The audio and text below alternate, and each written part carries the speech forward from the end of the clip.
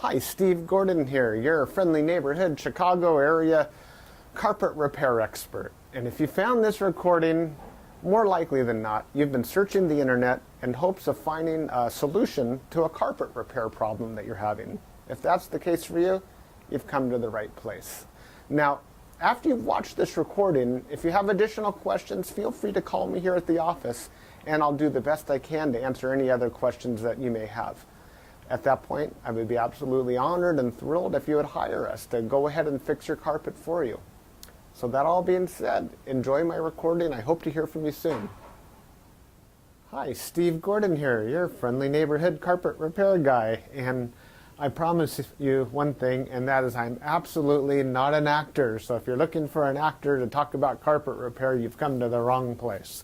But if you want to know about carpet repair, whether it be carpet stretching, patching, Berber carpet repair, commercial carpet repair, transitions between your carpet and a floor, maybe your stairs need repaired, a seam could need repaired, or a few other things, well, in that case, you have come to the right place, because I'm going to talk to you about that, and I'm going to try to answer as many of your most frequently asked questions as possible.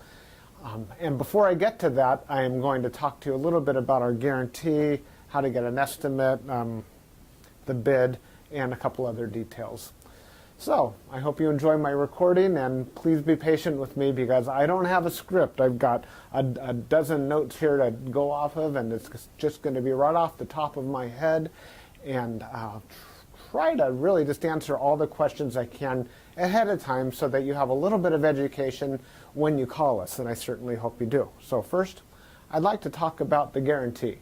When you call us, you're going to get a 100% unlimited, unconditional lifetime labor guarantee. And what I mean by that is that either you or your carpet or both are going to be completely, absolutely, and thoroughly worn out before you ever have to pay to have that carpet fixed again. So again, 100% unlimited, unconditional lifetime labor guarantee, that's forever. How you get your estimate in the first place is after you watch this recording, give us a call here at the office, and we're going to give you something like a phone guesstimate. We'll give you an idea of what you might expect to pay. We might tell you something like between $150 and $300, or we might say between $200 and $400, or something like that. We're not going to know exactly, or even not even all that close, how much it's going to cost to have us fix your carpet for you. So if you feel like we're in the right sort of price range, then we're going to schedule an appointment to come on out and actually give you an absolutely free, no obligation bid. At that point, if you feel the bid is fair, and I'm sure you will because it's our business model to give you a fair price so that we could do the job right then and there all in one trip. We would really love to just do it in one trip. Now, I understand that sometimes you need to get a bid on one trip and then come back at a different time, have us come back at a different time to actually do the work. But by and large, it's normally best to just get it all done all in one trip, and that's how we'll give you the best price as well. After all, driving out to your place once is going to be less expensive for both of us than it would be to drive out to your place 2 or more times. Now, another thing about the absolutely free, no obligation bid is at that point we're going to actually have an opportunity to see the work. We're going to see exactly what needs to be done, because you see, when you call us on the phone, even though you think you've explained the situation thoroughly, it's very likely that either myself or one of my assistants here that helps me answer the phone won't really understand exactly what we're dealing with until we actually see it. And so that's why we really do want to come out and give you a bid in person. And by the way, if you don't like the bid, if you don't think it's fair, we're going to walk away absolutely empty-handed, and that makes us sad. So sad, because we want to be out there, we want to fix your problem and put a check in our pocket and go off to the next one. After all, this is what we do for a living. This is how we feed our families. Speaking about money, please don't pay cash. We would really prefer that you pay with a check made out to Creative Carpet Repair, or use a credit card. You can call in the office with a credit card. So cash, it's against the agreement I've made with all my contractors. Now, If you work with me directly, if I'm the actual contractor that shows up to your house and you want to pay me cash, I'm happy to take it. But for any other contractor throughout my entire company, please don't pay cash. Now, I want to talk a little bit about the carpet repairs. I've got a little bit of housekeeping out of the way. Let's talk about carpet stretching. Most people wonder why their carpet is all rippled up. So if you look out at your carpet and you see more waves than the ocean, or it's more rippled up than you can believe, and there's peaks and valleys in your carpet and you're getting seasick just looking at it, or if it's a trip hazard, there's a real good chance that your carpet was never stretched in tight enough to begin with. You see, whoever stretched your carpet the first time around more than likely didn't use a power stretcher. Now what a power stretcher is a pole that it butts up against one wall on one side of the room, and this pole runs all the way across the room to a head that's on the other side. And when we push down on this handle, the carpet gets stretched, and it gets stretched so tight that we have no doubt at all that we're going to be able to live up to that unlimited, unconditional lifetime waiver guarantee. That carpet will never ripple up again. You have my absolute word of honor on that. And if I'm wrong, we'll do it again for no charge at all. When we stretch carpet in a room, it's always best to have the room completely empty. We could empty the furniture out of the room for you if that's what you need, but more often than not, the customer will want to get as much as possible out of the way. Now, don't strain yourself. Don't go moving a giant king-size bed or a dresser that weighs, more than 10 elephants. That's not cool. We have special tools. We have these sliders that we can put underneath the legs of the furniture. So even if your dresser weighs a couple hundred pounds and it's harder than heck to move, we get those sliders underneath there and we can move that stuff around if that's what we need to do. So don't strain yourself moving the furniture. Also, if you have a king-size bed and it's just completely unreasonable for whatever reason to move that bed, quite often we could stretch the carpet in that room without moving the bed. It's a lot more work. Those poles that I spoke about, they go actually underneath the bed, so we stretch the carpet right underneath the bed to the other wall. And it's a lot harder. It takes us a lot more time and effort, but it can be done. So that's a little bit about carpet stretching. We use a power stretcher. We don't just kick it in with our little Susie Homemaker little knee kicker, and it leaves a little bit of extra carpet at the end. We cut off that excess, and you'll see how much carpet we cut off when we're done. We throw it in a bag, and we tuck in the carpet along the edge, and boy, life is good. It looks so much better. One thing that you might be aware of when we finish, though, is if you had large ripples, the carpet could be soiled along the top ridge of those ripples more than at the valleys, and that makes sense. Where you're walking, that's where it's going to get more dirt. So after you stretch the carpet, is a real good time to have the carpet cleaned. Also, the carpet's out of the room, and the furniture is out of the room, and it's just a great time to clean the carpet. It looks a lot better at that point. Mind you, like I said, this is unscripted, so I'm just going to talk to you about carpet repair. Now let's talk about Berber carpet repair for a minute. Berber carpet repair has rows. Well, Berber carpet has rows. And actually the word Berber carpet, or the name Berber, it isn't exactly accurate. Berber carpet actually comes from a place out in the Middle East, country or countryside, where the area is called Berber. The Berber people or something like that. Anyhow, it's a very expensive rug, Berber rug. That's the actual meaning of the word Berber rug. The Berber carpets that we find today are very similar. There's loops and there's rows, and if you pull on one of those loops, or rows becomes unglued somehow, it could make a run, what we call a Berber run. So when you pull on that thread, it's like it's unzipping right in front of you. It's like, oh my gosh, what has happened? I've got this zipper run going all the way across the room. Now your higher end Berber carpet, that doesn't likely happen. It almost never does. But the lower end, middle of the road and lower end Berber carpet runs all the time. So when we fix a Berber carpet, what we're going to want to do is take out the bad area and patch a new piece in there. Sometimes we could actually weave a little bit of some new loops right into the place where that carpet is come unfurled. But more than likely, we're going to want to put in a Berber patch in that area. One reason that Berber comes apart at the seams is because the carpet was never sealed at the seams well enough to begin with. Your carpet installer that originally installed that carpet was supposed to use a latex sealer or even a glue gun or something to seal the edges of the carpet. Now, if they don't seal the edges of the carpet, that's one reason that Berber carpet is going to unfurl like crazy. So when we put in a patch or fix a Berber carpet, that area gets sealed. Now, we give the unlimited, unconditional lifetime waiver guarantee on Berber carpet as well. But mind you, just because, let's say you have a 12-foot seam and we fix 3 feet of it, that's the part that we guarantee. The rest of the seam we're not going to touch. And you may have a problem with that in the future. And that's certainly not our business to cover something we've never actually worked on before. Now, after Berber carpet patching, I'll just talk about carpet patching in general.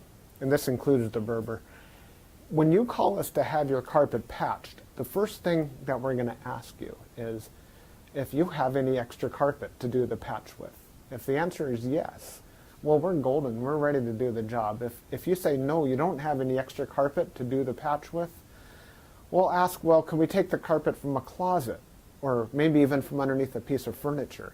Because what we can do is we can take a piece of carpet from a closet and patch it right into your damaged area. And it usually works out really well.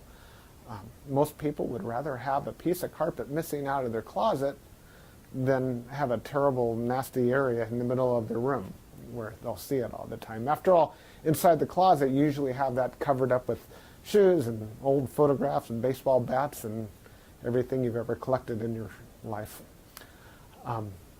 More about carpet patching is if you don't have the carpet to do the patch, there's really nothing I can do to help you. So you're going to need to find that carpet to do the patch with before you bother having us come out there, because if we don't have the carpet to do the patch, we're stuck. Our hands are really tied. There's nothing we can do.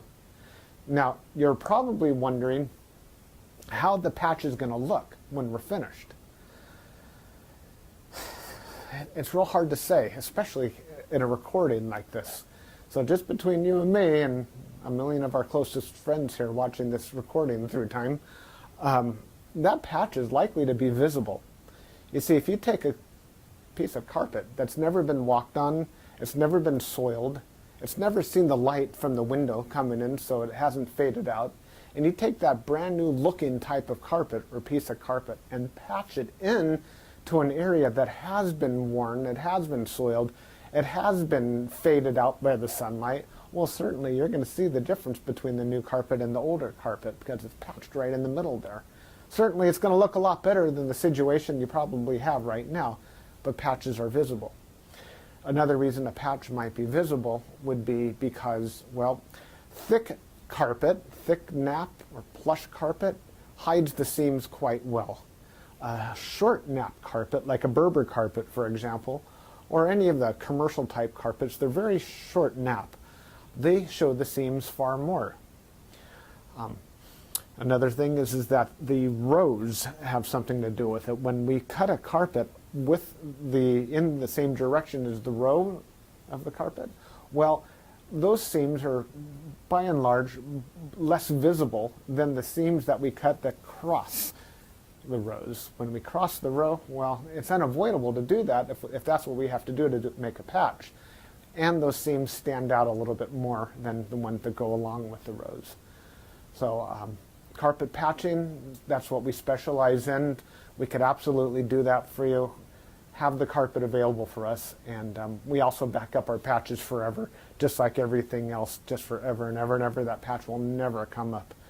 After patching, well, we could talk a little bit about pet damage also when we talk about patching. If you have an animal, a dog or a cat, or I've even seen it's been a bunny or a few other animals that have actually gotten locked behind a closed door. What'll happen is they'll get that separation anxiety and they'll try to dig their way out and they'll just rip the heck out of the carpet. That's one of the main reasons we'll do carpet patching. If that's the case, well, certainly it's just like any other patch. You supply the carpet, we'll put it in. However, if that animal didn't tear up the carpet, if they actually urinated on the carpet, there's a whole other thing we can do about that, and I'm going to need your help for that. what we'll do is we're going to ask you to go to the pet store or go online and buy twice as much of a product as you think you're going to need, maybe 4 times as much, to actually kill the odor. Now, the product I'm talking about is actually an enzyme, and what we'll do is we'll pull back the carpet, we'll remove the padding, clean the floor, and you'll pour this enzyme onto the floors underneath it all. And that enzyme will eat up all the proteins that contribute to the smell of the urine in your carpet. Then we'll put in new padding, and you'll pour that enzyme cleaner all over the backing of the carpet as well at that time. I'll reinstall the carpet, and then one more time we'll use that cleaner and we'll just soak that area of the carpet with that enzyme one more time. And that's likely to kill the scent altogether. That smell should be completely gone. If not, it's probably because your animal found another place that you don't even know about, and I'm sorry about that. There's nothing we could do about your animal. Now that we've spoken about pet damage, I like to talk about carpet to floor transitions. A lot of people call us because they put in a new floor. Maybe it's a tile or a wood floor, and their carpet now needs to be finished along that edge. More often than not, we don't need to put in any kind of metal there. There's a lot of different types of situations where you do want a metal. If you have an apartment building and you want the carpet to last a long time, between the carpet and, say, for example, a linoleum floor, we could put some metal there. There are flat metals. They're the type of metals that they're called, I've called them beat-down metals before. I'm not sure exactly what they're called. Beat-down metals, they're golden, they're silver, and the carpet goes right in there and it gets hammered down, gives a nice clean edge, and it protects the edge of the carpet for a very long time. But if you're like most homeowners, that's not why you're calling us for a transition. You're calling for the transition because you just put in a nice marble or travertine floor, or maybe a wood floor. And so what we'll do with that is we're going to pull back the carpet and put in a new tack strip right up alongside that floor. Now that floor is going to be holding the place as if it were a wall. So here's your floor, here's your tack strip right in front of it. We're going to pull the carpet over that tack strip and tuck it in right there. So all you're going to see is a nice smooth transition between the carpet and the floor. Now, many times when you put in a new floor, it's important to put in some work into the subfloor underneath, and that might include using hardy backer or some other type of material that raises the floor up even higher than it would have been. So let's just say, for example, you've got a 1/2 inch new tile and another 1/4 inch of underneath there of a hardy backer, or it could even be more. It could be 3/4 of an inch altogether, or even more, that is higher than the carpet. That's extreme. It's usually not that high, but let's just say it is. If we just bring the carpet up and end it right there, well, you're going to stub your toe against that thing. You're going to be cursing to holy high heaven every time you do that. It's just not fun at all. Trust me, it's not. You'll understand if you ever do that. What we're going to want to do in that case is one of two different solutions. We're going to do one of two solutions. One is we can pull back the carpet quite far and use a product like a Fix-All, which is a very fine cement type product. And we're going to feather in a nice ramped area, so we raise the level of the floor slowly up to meet it. What's great about that is the floor and the carpet will be at the same level, then you won't stub your toe. What's not so great about that is when you're walking up that little ramped area, well, you feel like you're walking uphill. There's really no way around that I know of outside of pulling out all your carpet and floating a whole new layer of concrete, self-leveling concrete on the entire concrete floor and underneath. That's a lot of work. It's possible that would be the perfect way to do it if I were working on a $10 million home in Beverly Hills, that's probably what I would be doing. I would be raising the entire floor to be level with, so the carpet could be level with the floor. But here in the real world, what we'll normally do is rise it up with some Fix-All, or we could do it even easier. We could use shingles, cedar shingles. Cedar shingles are about that long, and that makes a nice little ramp up. And it normally works just beautifully. It's quick, it's easy, we can get it all done in one trip. So we're going to raise the level of the carpet right up to the level of the floor, and you're just going to be happy as can be about that. Some transitions are round, curved. Other transitions could be squared. There's 100 types of transitions out there. And if you look on the internet under carpet to floor transitions, you're going to see a lot of examples. Perhaps even on my website, you can see some other examples. And so when you call us, you can explain what you're dealing with, and that would help us with the program here. Stairs. So, do you have a problem with the carpet on your stairs? I did a job like this just today, where the cat had actually torn away the corners of almost every stair all the way up the stairway. The lady was not happy about this. My solution to this was that, well, first of all, I asked her, do you have any extra carpet? And the answer was yes. You can take the carpet out of a closet. And I told her, well, you're going to have carpet missing out of a closet. And she said, well, that's fine. You can put this carpet in the closet. So she had something that didn't match at all. And she didn't mind because, well, she just didn't care that the carpet in the closet didn't match halfway through. So I took the carpet out of the closet, and the first thing I did is I completely replaced the first two stairs, because after all, the first stair or two wears out faster than everything else anyhow, and those first two stairs were pretty trashed. Instead of just fixing the little corners, just replace the entire stair if you can. It'll make a world of difference to have something new there. With all the rest of the stairs, I just did these little bitty patches all the way up one side and all the way down the other, and it was just beautiful. I think it gave her probably another 10 years of life to her carpet to fix those stairs. Another thing you could do with stairs, what some of my customers have done, and I love this idea, is replace the entire stairway by, well, let me back up a little bit. Let's just say you have a 3 or 4 bedroom house, and it's the same carpet throughout the entire house, and your stairway is pretty much in the middle of it all. And if you replace the carpet on your stairs, well, it's going to be a slightly different color than the rest of your carpet, and that's going to look low class, and we don't like that, do we? No, we don't. What I would suggest in that case is that we take the smallest room in the house, maybe a small bedroom or nursery, and pull the carpet out completely from the smallest room in the house and buy new carpet for that room. Then we have maybe a 12 by 12 piece of carpet, and we can replace the entire stairway with that carpet. That way it matches the entire rest of the house except for that one room. That'll easily save you $4,000, $5,000, $6,000, $7,000 right there. And it's a lot less work too. So I like that idea. You got a whole new stairway. A lot of people, you walk in the front door and there's the stairway right there. If the stairs look bad, it's hard to recover from that first impression. So take my word for it. That's a really great way of going. Now stairs. Commercial carpet repair. If you have commercial carpet and that needs to be repaired, it either has ripples and waves or it needs a patch. If it's rippled, it might need to be stretched. We've already talked about carpet stretching. On the other hand, it might have a different issue. It could be your commercial carpet was glued down to concrete to begin with. If that's the case, what we do is we actually take a knife and we just cut right down the middle of those ripples, cut right down those bubbles, and we will re-glue the carpet right underneath there and smush it all down, and believe it or not, those bubbles are going to be completely gone. They might be completely invisible when we're finished. You won't even see where we cut it, because where we cut it is exactly where we put it back together. The carpet will be nice and tacky before we push it back down.